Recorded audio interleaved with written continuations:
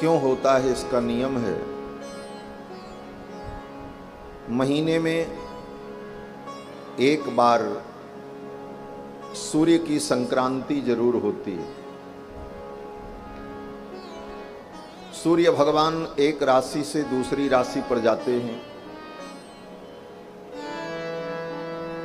और इसीलिए 12 राशियां होती हैं और 12 महीने का वर्ष होता है। प्रति महीने एक संक्रांति होती है। संक्रांति का मतलब आगे बढ़ना, सम्यक क्रांति, क्रमगतौ, गति के अर्थ में। और प्रति महीने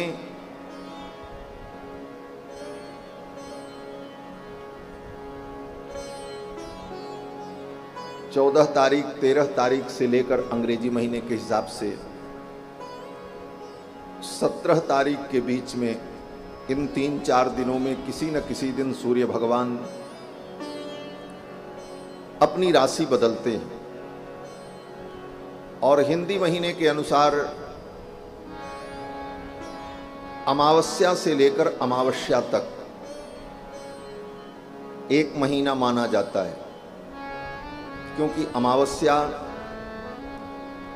30वीं तिथि होती है। तो जब किसी महीने में अमावस्या से लेकर अगली अमावस्या आ जाती है और पूरे महीने में संयोगवश सूर्य की क्रांति नहीं होती है, तब वो एक महीना अधिक मास हो जाता है। यही इसका नियम है। अमावस्या से लेकर अमावस्या पर्यंत सूर्य भगवान की संक्रांति न हो और ये घटना जिस महीने के शुक्ल पक्ष और कृष्ण पक्ष के बीच में पड़ जाए तो उसी महीने के नाम पर ये अधिक मास हो जाता है। इस बार श्रावण के महीने में ये अधिक मास बीच में आया है, इसलिए श्रावण अधिक मास, पुरुषोत्तम मास। और इसका नाम पुरुषोत्तम मास इसलिए है कि हर महीने के अलग अलग देवता हैं। 12 महीने के अलग अलग अधिदेवता हैं और ये 13वां महीना 3 साल में एक बार आता है, 3 वर्ष में। तो अब इस महीने का देवता कौन हो, तो परिशेषण न्याय से भगवान ही इस महीने के अधिदेवता होते हैं। जब कोई देवता नहीं तो फिर तो भगवान है ही है। इसको परिशेषण न्याय कहते हैं। परिशेषण न्याय माने बचा हुआ। जैसे कोई वस्तु कोई लेने लगा तो सब लोगों ने ले लिया, एक व्यक्ति था जो चुपचाप बैठा था। जब सब लोगों ने अपनी अपनी वस्तुएं उठा ली अपने मन के अनुकूल, कुछ वस्तु रह गई जिसको किसी ने नहीं उठाया, तो फिर जिसने नहीं उठाया तो जो अंत में बचा उसी का। उसी प्रकार 12 महीने के अलग अलग देवता, सब ने अपना अपना ले लिया। हम इस महीने के देवता, हम इस महीने के देवता। अब ये पुरुषोत्तम मास जब आया तो इसके देवता कौन, इसको किसी ने नहीं लिया। बोले 1 साल लेंगे, 2 साल तो फिर ये पद मिलेगा नहीं। तो भगवान ने कहा अब इसके देवता हम ही रहेंगे। तो इस महीने के देवता भगवान, इसलिए इसका नाम पुरुषोत्तम मास। और पुरुषोत्तम भगवान का एक विशेष नाम है। पुरुषोत्तम नाम के द्वारा ही भगवान के और जीव के भेद का बोध गीता में भगवान ने अर्जुन को समझाया है। सामान्य सी बात है, अक्सर लोग सुना करके ये कहते रहते हैं, अरे हमारे में और भगवान में कोई अंतर नहीं है, भगवान ही तो आत्मा के रूप में है। अभेदवाद, अभेद, आत्मा में और ब्रह्म में कोई भेद नहीं है। हम अज्ञान के कारण अपने को जीव मान बैठे हैं। जिस दिन अज्ञान नष्ट हो जाए हम तो ब्रह्म ही हैं, परमात्मा ही हैं, ऐसी धारणा, इसका भी लोगों ने विस्तार किया और ऐसी धारणा समाज में प्रचलित भी है। लेकिन श्रीमद् भागवत महापुराण में, श्रीमद् भगवत गीता में स्वयं भगवान श्री कृष्ण कहते हैं कि द्वाविमौ पुरुषौ लोके क्षरश्चाक्षर एव च क्षरः सर्वाणि भूतानि कूटस्थोऽक्षर उच्यते। द्वाविमौ पुरुषौ लोके क्षरश्चाक्षर एव च। इस संसार में दो पुरुष हैं। बहुत सीधी बात है, बहुत ज्यादा इसमें समझने की आवश्यकता नहीं है, खाली ध्यान से सुनेंगे बातें समझ में आएंगी। और ये मैं बीच बीच में ऐसी बातें इसलिए कहता हूं कि मूल थाट सिद्धांत अगर शास्त्र का नहीं मालूम है तो व्यक्ति बहुत सुन करके भी भ्रमित होता रहता है।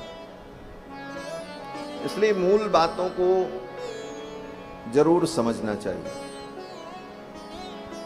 भगवान कहते हैं द्वाविमौ पुरुषौ लोके क्षरश्चाक्षर एव च। दो पुरुष हैं, एक क्षर है, एक अक्षर है। क्षर माने जो संसार के बंधन में पड़े हुए हैं, हमारे आप जैसे जो माया में बंधे हैं, अभी तक मुक्त नहीं हो पाए, ये कौन है? बोले ये क्षर है। क्षर सर्वाणि भूतानि। क्षर कौन है? बोले समस्त भूत। भूत माने ये सृष्टि। इस सृष्टि में जितने जीव हैं ये क्षर हैं। और अक्षर जीव कौन है? बोले कूटस्थोऽक्षर उच्यते। और जो मुक्त हो गया भगवान की भक्ति के द्वारा, भगवत कृपा के द्वारा, उपासना साधना के द्वारा संसार के बंधन से जो प्राणी मुक्त हो गए, भगवान के धाम को प्राप्त कर लिया, वो कूटस्थ है। उनको कूटस्थ कहा। कूटस्थोऽक्षर उच्यते। वो अक्षर है, वो अक्षर जीव है, उन्हीं को कूटस्थ कहा। कूटस्थ का मतलब होता है जिसमें कोई विकार न हो। और ये बड़ा व्यावहारिक शब्द है। कूट माने, आपने कभी देखा होगा, लोहार जो होता है लोहे के चीजों को पीट पीट करके सीधा करता है, धार बनाता है। तो जब वो पीटता है तो नीचे एक लोहा रखता है और फिर उसके ऊपर उस लोहे को रखता है जिस लोहे को टेढ़ा बिंगा जो भी करना हो, और तीसरा ऊपर से एक लोहा से उसको पीटता है। तो इन तीनों लोहे में है तो तीनों लोहा ही। जिससे पीटा जा रहा वो भी लोहा, जो पीट रहा है वो भी लोहा, और जो नीचे है सहारा दे रहा है वो कौन है? बोले वो भी लोहा। अब इसमें जो पीट रहा है वो तो पीट ही रहा है। पीट कौन रहे? बोले दो। एक वो जिसको टेढ़ा सीधा करना है, और एक और पिट रहा है जो सबसे नीचे है। लेकिन परिवर्तन बीच वाले में होता है, नीचे वाले में नहीं होता। बीच वाला लोहा टेढ़ा हो जाए, चपटा हो जाए, धार बन जाए, जो बनना है बन जाए, जो बनाना चाहता है बना लेता। लेकिन जो नीचे का लोहा है उसमें कोई परिवर्तन नहीं होता, वो ज्यों का त्यों रहता है। उसी को संस्कृत में कूट कहते हैं। उसी का नाम कूट है, जिसपे कूटा जाता है, इसीलिए उसका नाम कूट है। तो जैसे कूट में कोई विकार नहीं होता, कूट में कोई परिवर्तन नहीं होता, उसी प्रकार जो जीवात्मा अपने ज्ञान विज्ञान से अपने स्वरूप को प्राप्त कर लिया, उसमें अब कोई परिवर्तन नहीं, कोई विकार नहीं होता, उस जीवात्मा को कूटस्थ कहते। उसी को अक्षर कहा भगवान कृष्ण ने। क्षरः सर्वाणि भूतानि कूटस्थोऽक्षर उच्यते। और फिर आगे भगवान कहते हैं तस्मात् क्षरमतीतो हम अक्षरादपि चोत्तमः। भगवान कहते हैं ये क्षर जीव जो संसार में है इनसे भी मैं अलग हूं और अक्षरादपि चोत्तमः, जो अक्षर जीव हैं, कूटस्थ हैं, मुक्त हैं, उनसे भी मैं भिन्न हूं। तस्माल लोके च वेदे च प्रथितः पुरुषोत्तमः। इसीलिए लोक में, वेद में, शास्त्र में सर्वत्र मुझको पुरुषोत्तम कहा जाता है। ये पुरुषोत्तम शब्द की महिमा भगवान ने स्वयं गीता में कही। तो ये संसार के बंधन में पड़े जो जीव हैं और जो बंधन से मुक्त हो गए, इन दोनों से जो विलक्षण है वो पुरुषोत्तम है। तो भगवान के इन वचनों के अनुसार जीवात्मा सदा भगवान से भिन्न ही है। भगवान इन दोनों से, बद्ध और मुक्त दोनों प्रकार के प्राणियों से उत्तम और श्रेष्ठ हैं, इसीलिए उनका नाम पुरुषोत्तम है। तस्मात् क्षरमतीतो हम अक्षरादपि चोत्तमः। इसलिए लोके च वेदे च प्रथितः पुरुषोत्तमः, इसलिए भगवान का नाम पुरुषोत्तम है। और उन भगवान पुरुषोत्तम का ये मास, पुरुषोत्तम मास, इस महीने में भगवान पुरुषोत्तम की भक्ति की जाए, उनकी आराधना की जाए, कथा श्रवण किया जाए, इन सब का अनंत गुना फल भगवती राजराजेश्वरी त्रिपुर सुंदरी के पावन उत्तराखंड पहुंचे और उत्तराखंड में ब्रह्मा जी के मानस पुत्र सनक सनंदन सनातन सनत कुमार से इनकी भेंट हुई और उन चारों भाइयों ने भागवत महापुराण की महिमा बताई कि भागवत महापुराण के सुनने से वैराग्य, भक्ति, ये तीनों ठीक हो जाएंगे। और फिर नारद जी ने गंगा के तट पर हरिद्वार में भागवत की कथा का आयोजन किया और इस कथा में ज्ञान, वैराग्य, भक्ति तीनों पधारे और कथा सुनकर के ज्ञान वैराग्य स्वस्थ हो गए, भक्ति महारानी प्रसन्न हो गई। ये वृत्तांत, भागवत की महिमा आपने कल श्रवण की। इसी प्रसंग में देवर्षि नारद ने सनक सनंदन सनातन सनत कुमार को साधुवाद देते हुए, प्रणाम करते हुए कहा कि भागवत की कथा को मैंने पढ़ा, सुना। स्वयं मेरे पिताजी ने, श्री ब्रह्मा जी ने मुझे भागवत का ज्ञान दिया और मैंने ही व्यास जी को सुनाया, लेकिन इसकी इतनी महिमा है ये मुझे नहीं पता था। नारद जी कहते आज आपके सत्संग से ये ज्ञान मुझे हुआ। और वहां पर नारद जी ने जो कहा है वो बड़ा सुंदर श्लोक है।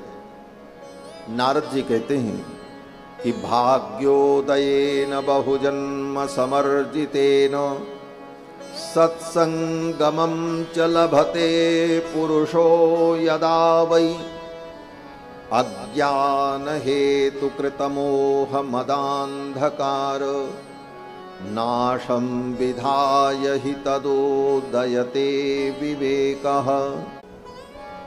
अनेक जन्मों के अर्जित पुण्य प्रकट होते हैं तो उसका फल क्या होता है? कहते सत्संगमं च लभते, तब उसे सत्संग की प्राप्ति होती है, उसे संत समागम मिलता है। और सत्संग में आकर अज्ञान हेतु कृतमोह मदांधकार, अज्ञान का हेतु जो मोह है उस मोह का विनाश होता है। मोह का विनाश ही मुख्य उद्देश्य है, क्योंकि सारे दुख का मूल मोह है। गोस्वामी तुलसीदास जी महाराज लिखते हैं कि मोह सकल व्याधिन कर मूला और तेहि ते पुनि उपजहि बहुशूला। उसको हम अपना मानने का हठ करते हैं, इसी का नाम मोह। बस अब इसमें सब जहां कहीं भी आप संपूर्ण सृष्टि की एक एक वस्तु में इसका विचार कर लो, जो हमारी वस्तु नहीं है, न कभी थी, न है, न कभी होगी, लेकिन उस वस्तु को भी जबरदस्ती हम अपना बनाने के लिए, अपना मानने के लिए परेशान हैं, यही मोह है। संसार में जितनी वस्तुएं हैं ये कभी हमारी आपकी नहीं है, न थी, न है, न रहेंगी, लेकिन जब तक हम जीते हैं इसी को अपना बनाने में, इसी को बचाने में, इसी में बुद्धि लगाए रहते हैं, हमारा है, ये हमारा ही रहे, यही मोह है। यहां तक कि पुत्र परिवार जो अपने परिजन हैं, जिनको हम अपना परिजन कहते हैं, वो भी अपने नहीं। क्यों? बोले पहले भी नहीं थे और आगे भी नहीं रहेंगे, कुछ दिन के लिए मिले हैं बस। और ये मिलन कैसा है? बोले वाल्मीकि रामायण में भगवान श्री राम भरत जी से कहते हैं, भरत ये संसार के संबंधियों का मिलन भी समुद्र में बहने वाली उन दो लकड़ियों के मिलन के समान है। समुद्र में कहीं से किसी नदी से बह करके एक लकड़ी आई और किसी नदी से बह करके गई और कुछ देर तक ऐसे तैरती रही, तब तक अचानक फिर कोई एक लहर आई और उस लकड़ी को अलग कर दिया, उसको अलग कर दिया। अब वो मिलन कैसा था? भगवान कहते हैं यथा काष्ठंच काष्ठंच, काष्ठम माने लकड़ी, समझ रहे? यथा काष्ठंच काष्ठंच समेयाताम महोदधौ, जैसे समुद्र में दो लकड़ियां आपस में मिल गईं, संयोग था और फिर दोनों अलग हो गए। अब वो किस पेड़ में पैदा हुई थी पता नहीं, वो लकड़ी किस पेड़ से पैदा हुई थी पता नहीं, उसका अपने मूल वृक्ष से टूटने का क्या कारण था पता नहीं, वो लकड़ी किस कारण से अपने मूल वृक्ष से टूटी इसका पता नहीं, किस किस रास्ते हुए आई और कौन कब टूटी थी, कौन पहले टूटी कौन बाद में टूटी, कुछ पता नहीं। संयोग बना के कुछ दिनों के लिए, कुछ क्षणों के लिए उनका मिलन हुआ और फिर दोनों अलग अलग। यही जीव की स्थिति है। हमारे माता पिता भाई बंधु बेटा बेटी परिवार जो हैं, सब जीवों की यही गति है।